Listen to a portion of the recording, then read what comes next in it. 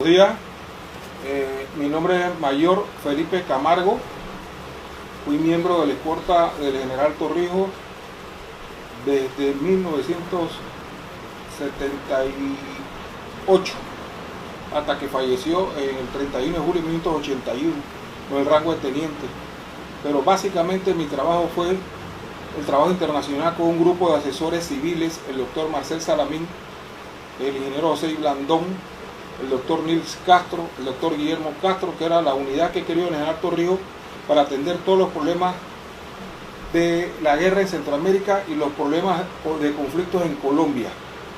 A nosotros, para que hubiera paz interna en Panamá, el general Torrijos diseñó esa estrategia, ese método, y teníamos comunicación y contacto con todos los grupos revolucionarios y guerrilleros de América Latina, menos Sendero Luminoso del Perú. Por eso es que en Panamá había guerra en toda Centroamérica, en El Salvador, en Honduras, en Nicaragua, en Guatemala, grupos revolucionarios actuando, y en Colombia había todas las mafias, todos los carteles y como 5 grupos guerrilleros. La FARC, el MLN, en fin. Y en Panamá había un remanso de paz, y en Panamá funcionaban 14 bases norteamericanas, y ningún gringo se perdió, ningún asalto a una instalación norteamericana, y estábamos rodeados de guerrilla. Y Cuba exportaba la guerrilla como política de Estado de los cubanos. Entonces, la filosofía política de general Torrijos sí funcionó en el aspecto geopolítico. En el aspecto económico, el general Torrijos diseñó el desarrollo eléctrico del país. Logró inaugurar la represa de Bayano, que ahora es empresa privada, para electrificar el país. Fundó el IRRE, fundó el Intel, que después fueron privatizados, y encareció la vida de los panameños. El otro tema importante, que el general Torrijos no era empresario ni banquero, nunca tuvo propiedades propias y murió. Sí tenía negocios en manos de otros señores que al final no se lo dieron a la familia. O sea, él ayudó al desarrollo del país porque logró negociar con los Estados Unidos un tratado que le trajo paz y prosperidad a Panamá. ¿Qué efecto hubo en la economía de Panamá después del golpe de Estado de 1968? Ok. Ahí es la base, la premisa del golpe de Estado es que Torrijos le quitó el poder político a la oligarquía y le mantuvo el poder económico. Hay dos poderes, el político y el económico. En aquel momento, como existe hoy después de la invasión del 89, la oligarquía mantiene los dos poderes, el poder político y el poder económico, con el apoyo de la policía, la fuerza pública, para poder mandar, para poder gobernar. Entonces, Torrijos le quita el poder político, pero le mantiene todo el poder económico. Uno de los éxitos de Torrijos fue el centro financiero panameño, que es lo que se disfruta aquí. Pero lo han convertido a través del tiempo en un centro financiero para lavado de dinero. Por eso el año pasado nos metieron los gringos el golpe de eso, los Panama Papers. Entonces hay que decir la verdad.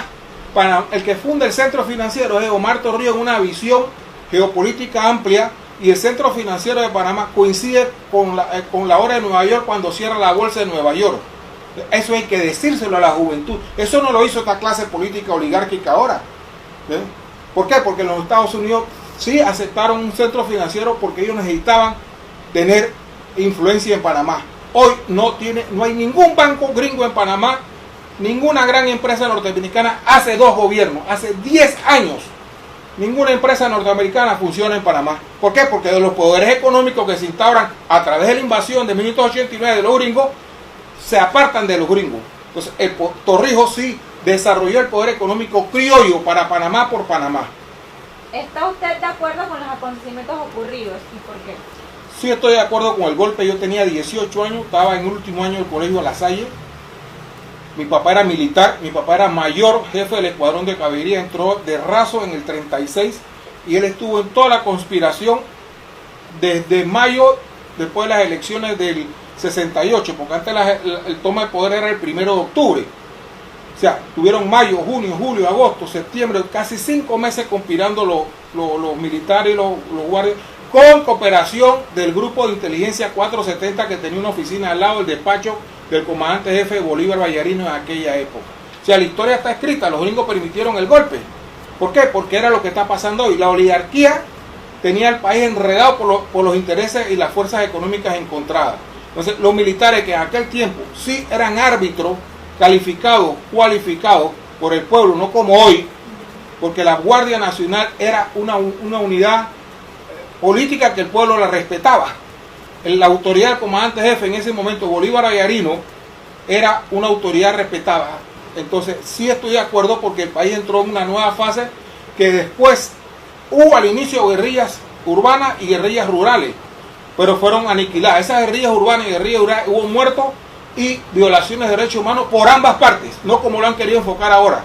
Hubo muertos, policías y guardias nacionales y muertos de guerrilleros que estaban ocupados por la democracia cristiana, la base del Partido Comunista, el Partido del Pueblo y la base del Partido Panameñista, que le dieron el billete, el dinero para comprar las armas. Esa es la historia real de Panamá. No es que cuentan desaparecidos y muertos en Tocumen, etcétera, etcétera. Había una guerra interna en el campo rural y en el frente interno.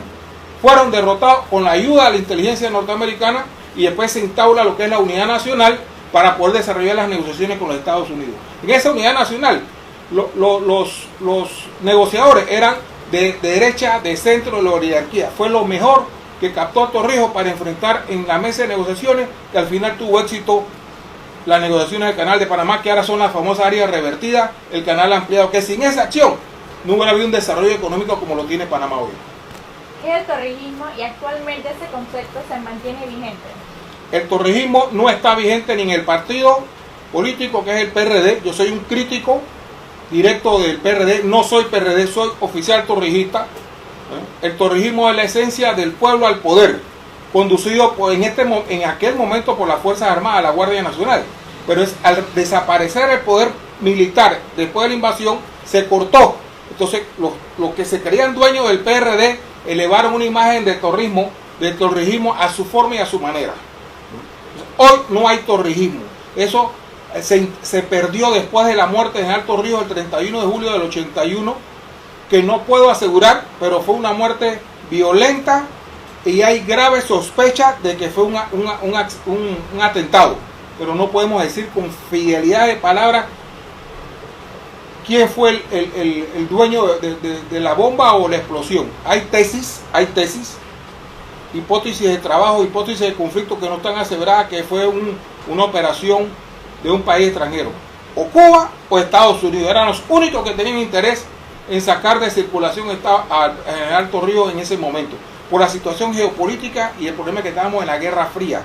Ya había instaurado la primera revolución en 1979 en Nicaragua, que apoyamos totalmente a Torrijos. Yo participé en esas operaciones, físicamente asesorando al Frente Sandinista para tumbar a Somoza. Entonces había un entorno bien de conflicto y había intereses muy fuertes que podían haber planificado el atentado en Alto Río, y así ocurrió.